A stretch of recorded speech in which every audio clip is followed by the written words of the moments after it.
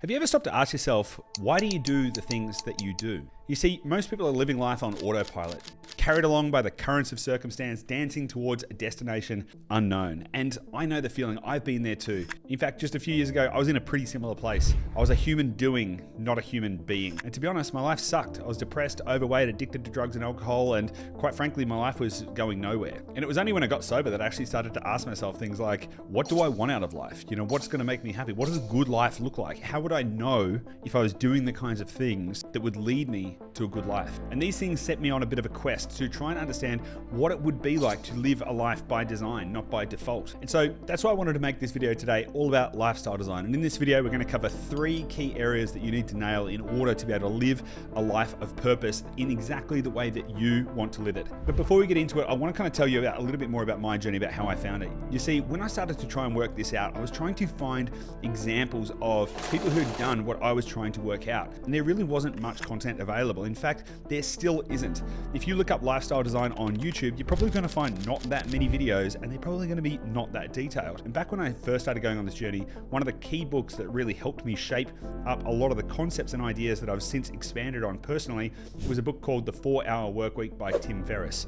Now, that book's pretty famous and a lot of you have probably read it, but if you haven't read it in a while, I suggest you go back to it. There's some really great ideas in there which permeate through this whole idea of how to build a life by design and not by default. And I think this is really one of the big messages that I want to get to you today, because most people, again, as I said, live life on autopilot and they're not consciously crafting and creating the specific existence that is going to deliver the most amount of happiness to them. And that includes you too. Now, of course, The 4-Hour Workweek wasn't the only book that I read. And in fact, I've done heaps of research on this area to continuously try and refine my own journey. I guess you could say I've gotten a bit obsessed by it, and it's in fact one of the core principles by which I live my entire life. Anytime I start to feel a little bit unhappy, depressed, stressed, all of that kind of stuff, I sit down and go, okay, what have I designed incorrectly in my current existence, and how can I change that? So what I want to do in this video is I want to distill down some of the core ideas that I've learned over the last 5 years of exploring this idea and applying it. This is theory that's been put in practice for the last 5 years.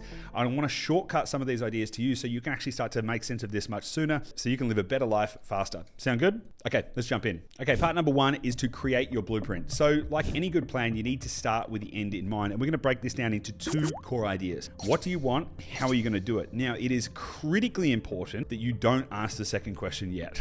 What we want to focus on in the first instance is, what do you want? The whole idea here is that you want to be unconstrained in your ideas around what is going to make your life happy and good. And then later on, once we've clearly defined what that is, we'll then start to get to the how. Because if you start focusing on the how too soon, you're going to start to self-sabotage, finding all of the reasons that you couldn't possibly live your dream life today. And I'm here to tell you that that is a farce. You can absolutely do whatever it is you want. Which leads perfectly into the first section. What do you want? This is a question that most people never take the time to ask themselves. 2 key questions that have really shaped a lot of my life. What do I want, and am I happy? Or in fact, flip that around a little bit and ask yourself first, are you happy? And if you're not, then ask, what do you want instead?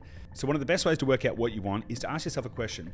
If you removed all of the current constraints in your life, what would you do, and where would you do it, and who would you do it with, and what would make you happy? Now, it's important to note that when you ask yourself this question, it's not some fantasy land where you're the richest person on earth and you can just do anything, anywhere, and everything like that. It is removing the current constraints in your life. The things that you think are the things that are holding you back or keeping you constrained. That could be things like, well, if I didn't have to worry about paying rent, for example, where would I want to move to? If I didn't have to worry about working, what type of work would I want to do? This is about removing the constraints and going, okay, let me ask myself the real core question, that if I didn't have any of these things, if I could be certain that I could eat and all of these kind of things, what are the things that I would choose to do with my life? What are the things that are going to make me the happiest? Now, it's worth noting this question is not a 25-year plan. It is not a, what do I want my life to look like in 25 years? Let's build a plan to get there. It is asking yourself a today question. What would your good life need to look like in order for you to be happy? You can take sort of a 12 months to 3-year time horizon if you want to sort of conceptualize it, but we're actually specifically not talking about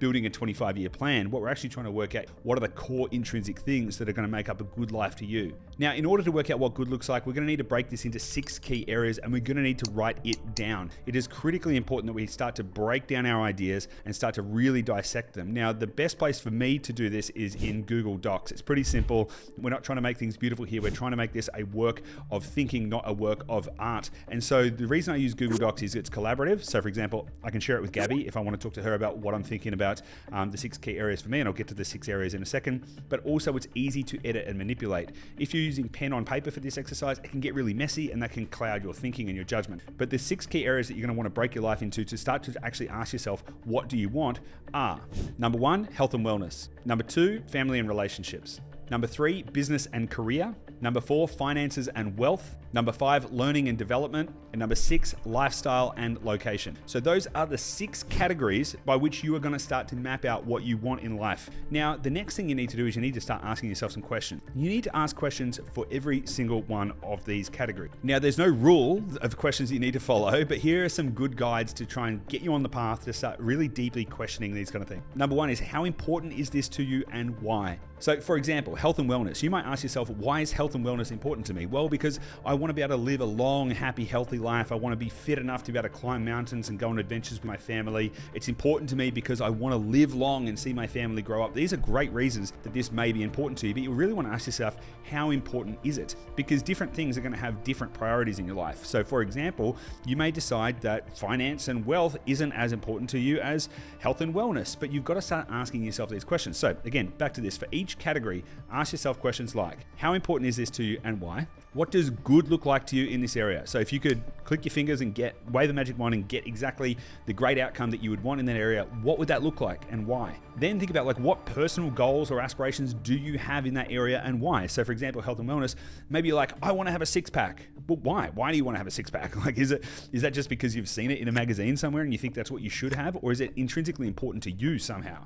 It's really important to dissect these kind of thoughts as well, because setting a goal based on an extrinsic motivator versus an intrinsic motivator is going to be a really big indicator of your success in this area and your fulfillment. So for example, your desire to have a 6-pack might be based on something that's extrinsic, but your desire to be fit and healthy so you can hang out with your family and go on adventures might be intrinsic, because that's going to give you fulfillment and joy. So really thinking through these goals and these aspirations and the why behind the why is going to be really, really, really important. Also ask yourself things like, how often do you want to dedicate time to this specific area? So again, health and wellness, maybe you decide, all right, it's a priority for me, but I only want to work out 3 times a week. Somebody else might say, I want to work out 6 times a week. And so really deciding what that looks like for you is really, really important, because what you're effectively going to be starting to do is really plan out, okay, what ingredients are going to make up my perfect day, week, month, or year. The whole idea here is to think through all of these categories and really start to catalog what's important, why is it important, and to what quantity do you want to experience that in your life. And remember, all of the answers that you're coming up with, they're going to form the basis of your blueprint. So when you're actually trying to design your life, the more detail you've got, the more fidelity you've got,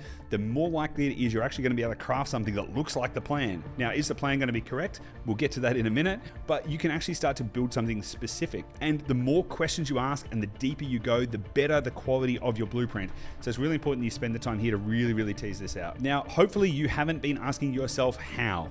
You've just been mapping out the what. What do you want? What does good look like to you? Before we go into the how, I just want to give you a quick warning. You see, our brains are programmed to keep us stuck. All change is friction, and our brain is programmed to not like friction. In fact, when we start to experience discomfort, our body triggers a fight or flight mechanism, which is designed to try and keep us safe. So what's about to happen next is you're about to start to come up with heaps of reasons why you can never achieve the things that you want. And if you know this in advance, you can steady your mind and you can steel your resolve to make sure that you can commit to achieving the life you want. You ready? So the next step is to start prototyping, which is basically we're going to start taking the ideas that you've written down, all of these concepts around what makes a good life, or what does that look like to you, and we're going to start to break it down into actionable, implementable steps that you can do to start testing this kind of stuff out. And again, remember, you're going to start to come up with all of these excuses, and every excuse is a fear response, and every limiting belief is holding you back. So just remember, as you start to think about plans to put this in place, and you start to hear negative voices in your head, just clock that. That's normal. That's your amygdala. Get it off the table. table and let's start thinking about how we can test these things out. Now, what's really important here is that you don't try and do everything all at once. Let's say that you've come up with a list of things that you really want to do. So you want to live in a beachfront house, you want to go to the gym every single day, you want to spend 2 hours reading every day, and you want to cook every day with your partner. Now, that's great, but if you're currently doing none of those things, then transitioning from 0 to 1 on this front and trying to do everything all at once, it's kind of setting yourself up for failure. And the problem is, if we set ourselves up for failure, and if we start to fail at these things, we're going to start to prove to our mind that we can't get the things that we want. So rather than setting ourselves up for failure, which is only going to put us further into a trap of never getting the things we want, we want to find out ways that we can start to test these ideas and start to treat it like an experiment, so we can start to see whether or not these things make sense and implement them slowly so we can test and measure and not overcommit.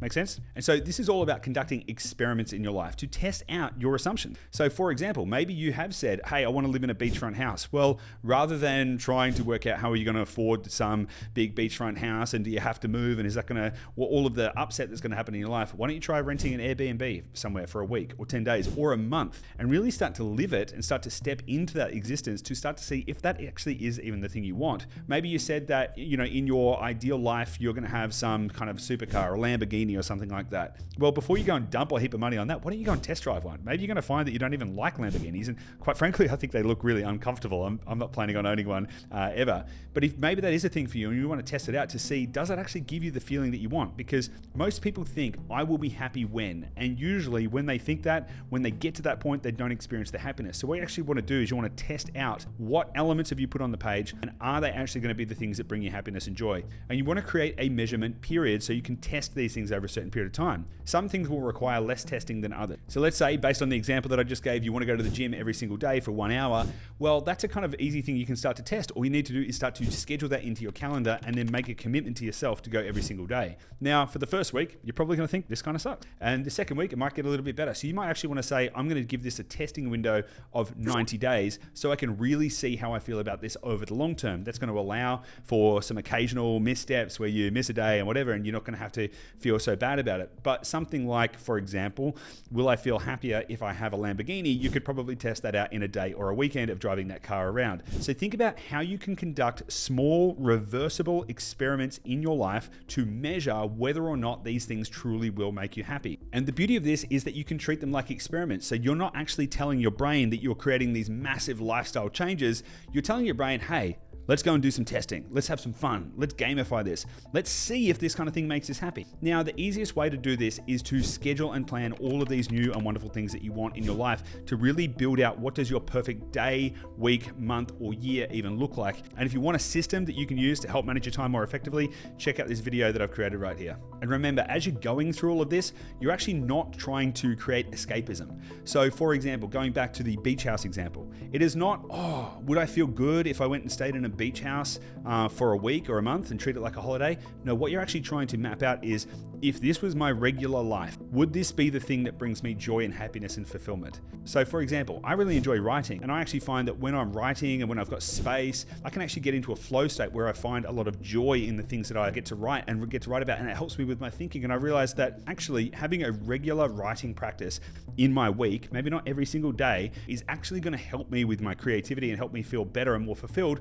because I'll have a creative outlet. And this is important to factor in as well, because just because something is good for 1 day a week doesn't mean it's necessarily going to be good for 7 days a week. So finding that right cadence is really, really important. And by the way, speaking of writing, if you want to get my free newsletter every single week where you get to experience the things that I write about when I'm in flow, then just click the link in the description and subscribe now. And so again, for all of the things you've written down in the 6 key areas of your life, you want to conduct experiments and you want to use the scientific method. So the scientific method is pretty simple but pretty powerful, particularly when you think about it in this context. So number one, it all starts with asking good questions like, what do you want? Number two, it's all about developing a hypothesis. For example, going to the gym every day will make me feel happy. Number three is about conducting an experiment. Okay, I will go to the gym every day and see if that makes me feel happy. Number four is about measuring and analyzing the results. I went to the gym every day. Did I feel happy? Yes or no? And number five is taking appropriate action. Okay, well, based on the results of that experiment, is this something I want to stop, continue, increase, or decrease, and how can I apply that in my life? And it is this process of experimentation and prototyping that is going to allow you to start to taste all of the things that you think will make you happy before you waste heaps of time delaying that gratification, hoping that you're going to get somewhere later in life that you're finally going to be happy, and only realizing when you get there that you're not. Okay, so that's the first two sections. So the first one is to create the blueprint, and the second one is to prototype, and the third step in all of this is to create some structure. Now, I've already mentioned the time management video, and you can check that out. Again, we'll put the link in the description. But what I'm actually talking about here is creating a cadence to manage this entire process so you can continue to evolve your lifestyle design. Because here's the reality, you will not get this right on your first go around. In fact, it is a process of continuous improvement and continuous evolution as you start to get the results from the experiments you're conducting. Because the whole idea is that you don't know what you really want. You have hypotheses around what you think might make you happy. Then you test them, then you get the results. Now, in order to do that as part of the scientific method, you need to take the time to analyze the results. And so you need to develop a cadence of meaningful reflection. And so, again, in case you haven't noticed, I really like structure. So I've got a structure that can help you develop a cadence that you can reflect on these decisions to decide whether or not you should continue these things in your life. So you should have a daily reflection. That is, every single day, take 10 to 30 minutes to reflect. What was today like? What did I do? What did I not do? And what actually made me happy today? And is this something that I can continue? This really serves as an opportunity on a daily basis to keep you aligned with the things that you said you're going to do and to keep you on track. The second one is weekly, 1 hour. So spend at least 1 hour every single week reflecting on the whole week and go, okay, so I had these experiments. Did I do them? Did I not do them? Did they make me feel good? Is this, again, moving me closer towards happiness and fulfillment? And then based on what you can observe in the previous week, you can then decide what you need to change, if anything, in the coming week, either do better experiments or change the experiments or so on. And finally, quarterly. So Gabby and I actually spend 1 to 2 days every single quarter reviewing all of this stuff. What do we want in life? Where are we going? What's important to us? Why is it important to us? So we actually call this our life planning review and reset. And we do it again every single quarter.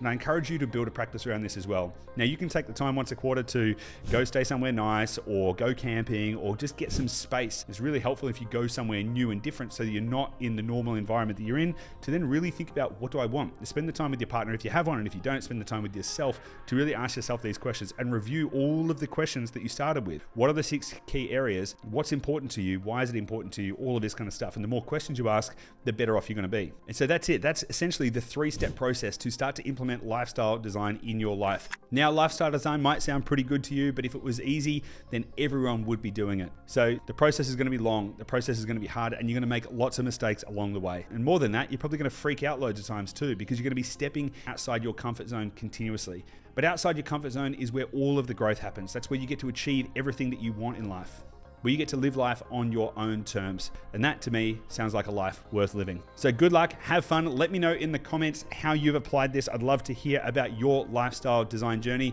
And of course, if you've enjoyed this content, make sure you hit the subscribe button or share this with somebody who you think would benefit from a bit of lifestyle design as well. And of course, if you want to get more content like this, subscribe to my newsletter. There's a link in the description. I can't wait to see you on the next video. Till then, stay awesome, stay powerful, and we'll see you soon.